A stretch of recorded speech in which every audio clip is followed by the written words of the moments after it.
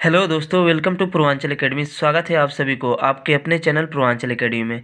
जैसे कि आज देख पा रहे होंगे आपकी आज मैं कुछ साइंस से रिलेटेड क्वेश्चंस लेकर के आया हूं, जो कि अगर बात करें तो क्लास 9th का है। यहाँ पे आप स्क्रीन पे देख पा रहे होंगे क्लास 9 से रिलेटेड है, जो कि साइंस है।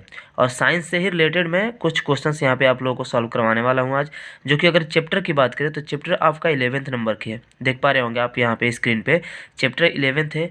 और चैप्टर के नाम की बात करें अगर कौन सा चैप्टर है, तो यहाँ पे देख पा रहे होंगे आप कार्य तथा ऊर्जा, यानी कार्य तथा ऊर्जा के से रिलेटेड मैं यहाँ पे डेफिनेशन से लेकर के सारी चीज़ों को, उन सारी चीज़ों को मैं जो बताऊँगा जो आपके लिए इम्पोर्टेंट हो सके, ठीक है।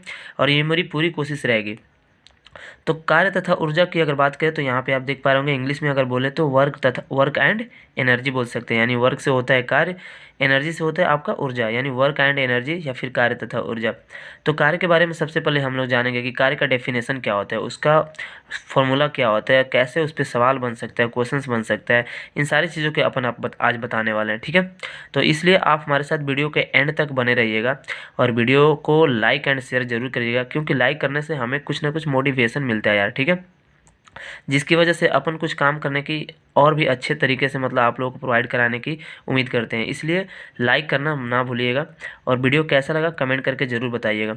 तो चलते हैं आज के सेशन की तरफ, देखते हैं सबसे पहले कार्य के बारे में। कार्य का डेफिनेशन क्या होता है, बहुत ही सिंपल फॉर्म में मैं बताऊँगा आप लोगों को।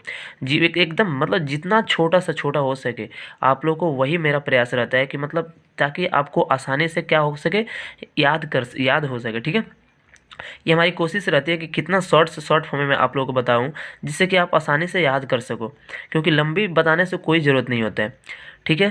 तो यहाँ पे देख पा रहे होंगे आप सबसे पहले वर्क यानी कार्य के बारे में डेफिनेशन आप यहाँ पे किसी वस्तु पर, ठीक है, ध्यान से देखिएगा, किसी वस्तु पर लगाए गए बल और उसके द्वारा हुए विस्थापन के गुणनफल को क्या कहते हैं, कार्य कहते हैं। बहुत ही सिंपल फॉर्म में, बस आप 1 से 2 बार देखिएगा, डेफिनेटली याद हो जाएगा आप लोगों को। यानी किसी वस्तु पर लगाए गए बल और उसके द्वारा हुए विस्थापन के गुणनफल को क्या कहते हैं, कार्य कहते हैं। इतनी सी बात आप लोग को याद करना है कार्य के बारे में। अब आगे आते हैं, कार्य का मतलब डेफिनेशन तो हो गया। अब आते हैं कार्य बराबर होता क्या है। यहाँ पे देख पा रहे होंगे कार्य बराबर होता है बल गुणे विस्थापन, ठीक है।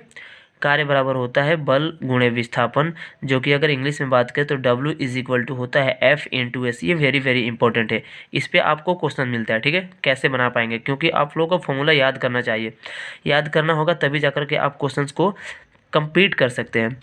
तो यहाँ पे देख रहे होंगे कार्य बराबर बल गुणे विस्थापन, या फिर W इज इक्वल टू होता है F इंटू एस। यानी W क्या है, तो W आपका कार्य है, F क्या है तो F आपका बल है, और S क्या है तो S आपका विस्थापन है। इतनी सी बात क्लियर। अब आगे बढ़ते हैं, नेक्स्ट देखते हैं आगे।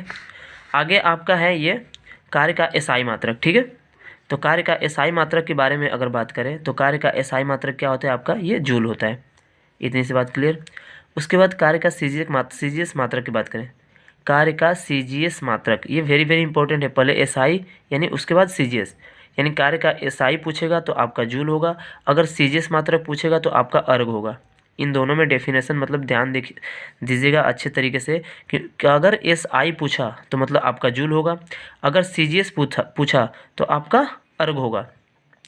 इन दोनों में एक और भी है, जैसे 1 जूल में कितना अर्ग होता है, यहाँ पे देख पा रहे होंगे 1 जूल में कितना अर्ग होता है, तो आपका होता है 10⁻7 अर्ग, यानी 10�7 अर्ग होता है। ये वेरी वेरी इंपॉर्टेंट है, ठीक है, इसको याद कर लीजिएगा, क्योंकि 1 जूल में आपका 10�7 अर्ग होता है, ठीक है। अब आगे चलते हैं एक क्वेश्चन की तरफ। क्वेश्चन देखते हैं कि क्वेश्चन कैसे पूछेगा इस पर आपको।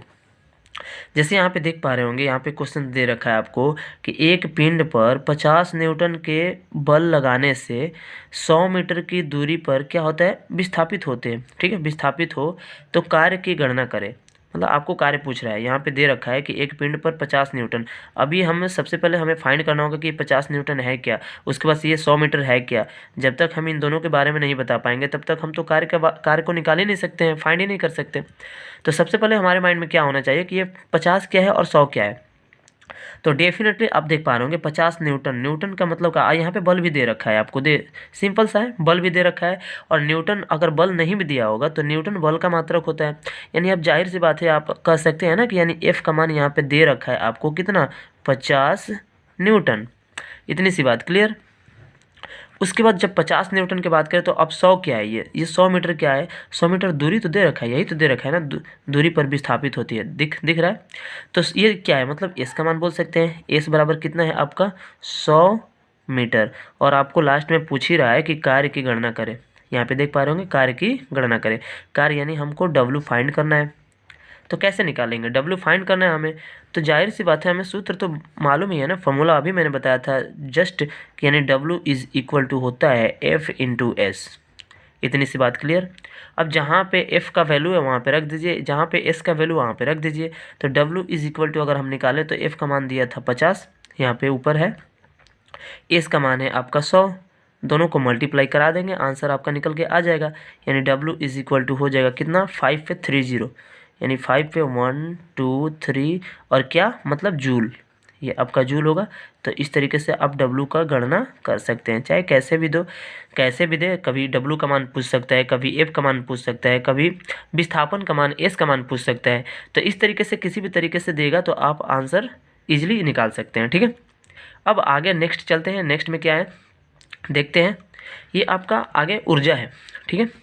अब ऊर्जा के बारे में समझेंगे कि ऊर्जा क्या होता है। ऊर्जा जिसको इंग्लिश में बोलते हैं एनर्जी, ये क्या होता है, इसके डेफिनेशन के बारे में बहुत ही सिंपल है, इसका भी डेफिनेशन बिल्कुल देखते देखते याद हो जाएगा। तो यहाँ पे अगर बात करें ऊर्जा के बारे में तो कार्य करने की क्षमता को क्या कहते हैं, ऊर्जा कहते हैं। बस एक लाइन में आप लोगों को याद करना है कि कार्य करने की क्षमता को हम क्या कहते हैं, ऊर्जा कहते हैं। इतनी सी बात, ये तो बिल्कुल याद हो गया होगा मेरे ख्याल से। अब ऊर्जा के बारे में और भी जानते हैं कि ऊर्जा और क्या होता है, ठीक है। आगे चलते हैं, देखते हैं ऊर्जा के बारे में और क्या है। नेक्स्ट यहाँ पे देख पा रहे होंगे ऊर्जा के बारे में और, तो ऊर्जा का प्रकार यानी हिंदी में ऊर्जा का प्रकार है, जो कि अगर बात करें तो टाइप्स ऑफ एनर्जी, ठीक है। यानी ऊर्जा का प्रकार टाइप्स ऑफ एनर्जी। अब इसमें देखते हैं कि ऊर्जा 2 प्रकार की होती है, उसमें पूछेगा आपको कि ऊर्जा कितनी प्रकार की होती है, तो आपका आंसर क्या होना चाहिए कि ऊर्जा कितनी प्रकार की होती है, 2 प्रकार की होती है। जाहिर सी बात है, ये देख पा रहे होंगे आप, ऊर्जा 2 प्रकार की होती है। ऊर्जा कितनी प्रकार की होती है, तो आपका आंसर होना चाहिए कितना, यानी 2 डेफिनेटली। अब इसमें 2 में कौन कौन से हैं, तो ये है आपका फर्स्ट नंबर की, अगर पहला की बात करूँ तो पहला है आपका गतिज ऊर्जा। यहाँ पे देख पा रहे होंगे स्क्रीन पे, ये गतिज ऊर्जा है, जिसको इंग्लिश में अगर बात करें तो कौन सी, काइनेटिक एनर्जी, ठीक है। अगर दूसरे की बात करें तो ये दूसरा आपका है, दूसरा कौन सा है, स्थितिज ऊर्जा। ये है आपका स्थितिज ऊर्जा, जिसको इंग्लिश में बात करें तो कौन सी है, आपका पोटेंशियल एनर्जी। इतनी सी बात क्लियर। यानी ऊर्जा 2 प्रकार की होती है, कौन सी, तो फर्स्ट गतिज ऊर्जा जो कि काइनेटिक एनर्जी बोलते हैं, दूसरा स्थितिज ऊर्जा जो कि पोटेंशियल एनर्जी बोलते हैं। अब इन दोनों के बारे में, यानी कि गतिज ऊर्जा क्या होता है, स्थितिज ऊर्जा क्या होता है, इन दोनों के बारे में नेक्स्ट वीडियो में मैं आप लोगों को बिल्कुल जीरो से बताऊंगा कि गतिज ऊर्जा किसे कहते हैं, स्थितिज ऊर्जा किसे कहते हैं, गतिज ऊर्जा का फॉर्मूला क्या होता है, स्थितिज ऊर्जा का फॉर्मूला क्या होता है। तो इन सारी चीज़ों के बारे में, गतिज ऊर्जा और स्थितिज ऊर्जा, इन दोनों के बारे में इसके और भी आगे मतलब चर्चा होगी कि कैसे आप गतिज ऊर्जा को बता सकते हैं, स्थितिज ऊर्जा को बता सकते हैं। तो उम्मीद करता हूँ कि आप लोगों को ये अच्छे तरीके से समझ में आया होगा। तो मिलते हैं नेक्स्ट वीडियो में, तब तक के लिए थैंक यू।